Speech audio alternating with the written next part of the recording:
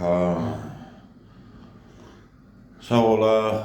Bunu da vururuq o, nə deyim axı, Ukraynada vurmayandan saldığına, Röşkü Xaloğlu kimi, İdris kimi.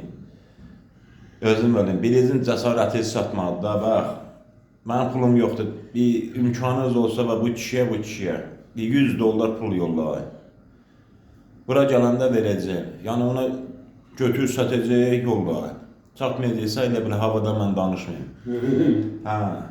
Özü İdris yollamalıdır əslində baxsa. Hə? Yox, Zərif, İdris yollamalıdır. Hə? Delə yolladım. İdris, sən Nağıya pul yollamasan, Nağı yollamasa bunun nəyinə? Qeyladım.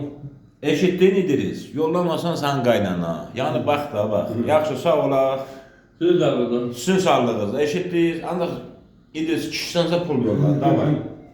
Sağ ol. Ya Allah'ım yok.